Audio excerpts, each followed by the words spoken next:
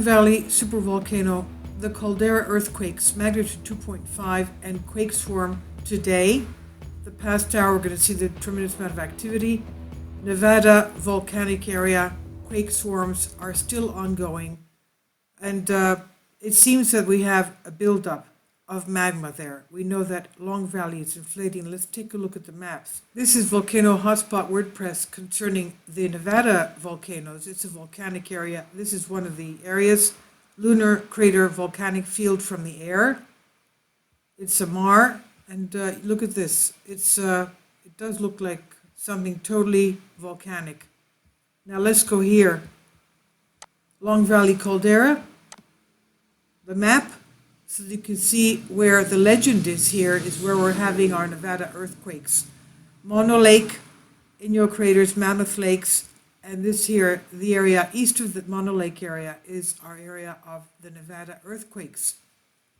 Just to have a reference of Nevada, this is around Mono Lake, Aurora Bodie, and not all of the volcanoes. They're not just 9, there's more. For example, Adobe Hills is not even on here, for example. Okay, Adobe Hills is not even on this list, so obviously that's just one example. Now let's go back to our map. This is Bodie, California, 2.5 just now. The red is the past hour, the blue is the past day. These are just the earthquakes above 2.5. This one was yesterday.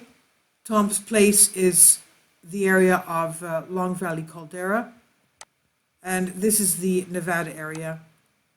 Okay, 3.5 just now, 16 kilometers depth, and these two, 2.5, Mena, Nevada, and 2.6, Mena, Nevada, we just had them this past hour. Let's go back to our activity. These are all the earthquakes. You can see the amount of activity that we're having here. Hundreds of earthquakes.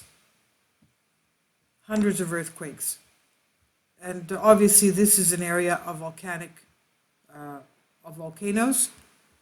And the closest there is, as we saw before, the area of Adobe Hills and Aurora Bodie, 2 volcanoes that are just east of Long Valley Caldera. This is the Tom Place volcano. 13 people felt it. Let's go to our map so you can have an idea of, okay, the Mono Lake in your craters. And basically it's across from San Francisco, Salinas. And we'll go to our tectonics. As we can see, it's on the Walker Lane fault system, pulling out. Okay, this is the San Andreas fault, the Garlic fault. This is Ridgecrest right there, which is another volcanic area, the Kosovo volcanic field. This is where we had our July 4th and 5th earthquakes. July 5th, 7.1. Kosovo volcanic field, there's a geothermal plant there. This is the Hayward fault. And Los Angeles, and we've had, of course, quake swarms in the area of the volcanoes of Salton Sea, where they have another geothermal plant. And this is where we've had our recent earthquakes. This is the Walker Lane fault system. San Andreas takes up 75% of the subduction pressure of the Pacific plate under the North American plate. And the Walker Lane fault system, which is a system of faults, takes up the other 25%. Now, we'll have an idea of what's going on here. Put on our map, our aerial.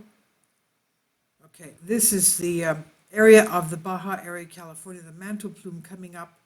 It comes into a shape of a Y. The western area forks out under the magma coming out under the area of San Andreas and Walker Lane fault system, which has the high threat volcanoes of California. And the eastern part goes this way under the area of Salt Lake. Salt Lake City has had the March 18 5.7 earthquake. We've been having earthquakes form since then. 9 volcanoes south of Salt Lake City this way, right here on that fault. And this is our area of Idaho, this is Yellowstone in Idaho. That mantle plume comes through this area under Utah, goes into Yellowstone, and then makes a western turn under Idaho, right there. Idaho has had the 6.5 magnitude earthquake March 31st to April 1st, and we're still having tremendous amount of quake swarms there as well. So when you look at the map, everything is pretty close by. But we're looking here at the activity in the area of Long Valley Caldera. That's Mono Lake right there. And this is Nevada right across from it, right there. Now, let's go to our Nevada area right here.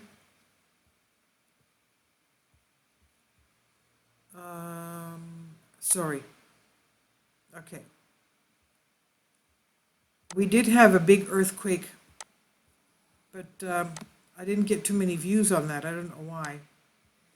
The one that was about 5 magnitude. A few days ago, we had one that was 5 magnitude in this area.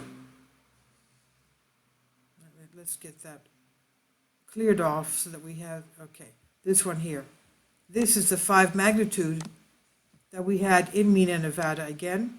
Of course, this is an area that's not too populated. And this is the shake map of it. 57 people reported it to the USGS.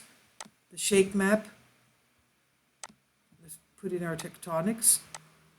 Population density, you see there's hardly anybody out there.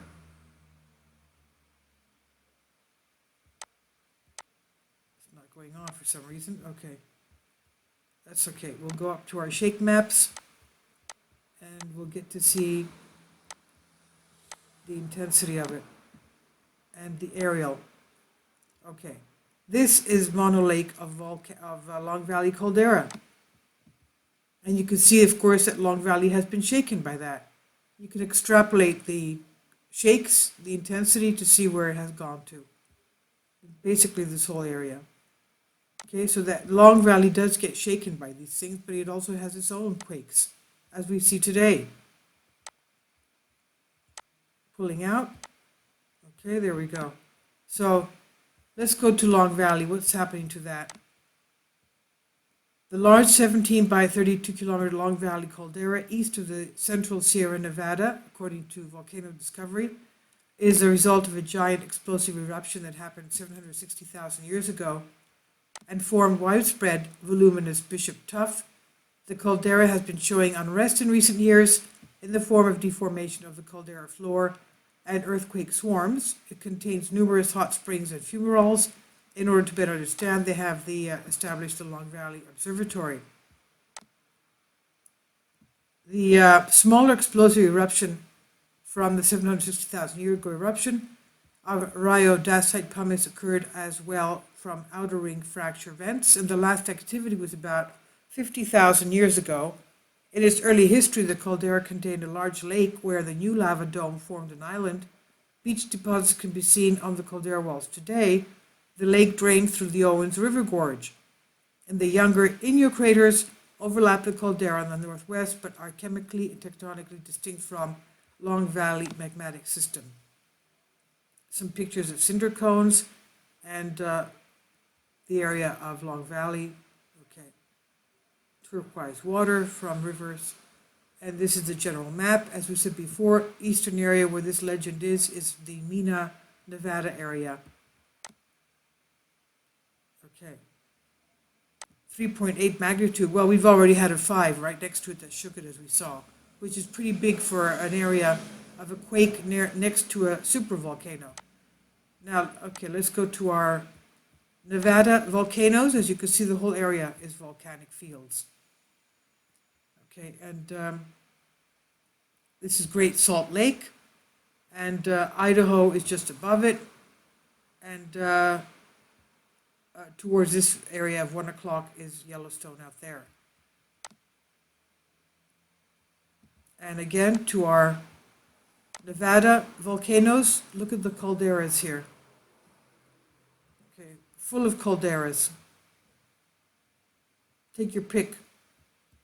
the whole state is full of calderas. So if you live out there, you can take day trips and have a beautiful geologic field trips out there. That's one of them is Lunar Lake. Adobe Aurora is around there. Inyo Craters just across from, right next to Long Valley Caldera. This is Wyoming, Snake River Plain. So that's our area. One of the geysers in Nevada, as you can see. And the Snake River Plain. The track of Yellowstone Hotspot, as we can see, going through the Basin and Range area. So, more pictures of Antelope Range, lava flows everywhere. And these are the cross sections of it, the depths and magma. Volcanic rhyolites, and this is just Nevada. Okay, long departed steam geysers, Steamboat Springs, Nevada, geothermal drilling into the terrace destroyed natural geysers and hot springs activity. So this is Nevada, as you can see. So all of you there, please be very careful, because it's a very high threat volcano, as we know. Long Valley Caldera supervolcano is a very high threat volcano, as classified. And then we're going to take a look at Idaho, what's happening in Idaho as well.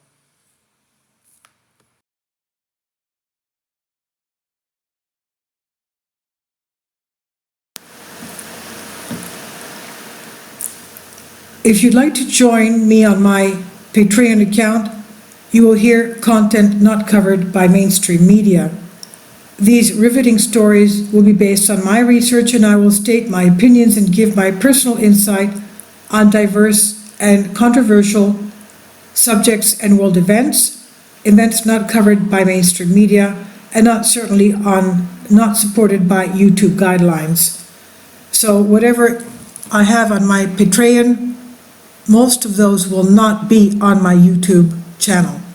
Please consider becoming a member today. More of the most significant and important videos will be on my Patreon channel. Your support helps me to continue my research and keeps this YouTube channel alive. And we depend on your support, your generous charity, because we help economically challenged families here in Athens, Greece, in Kapota, and we also help the young generation with university tuition and the community around our church. Thank you.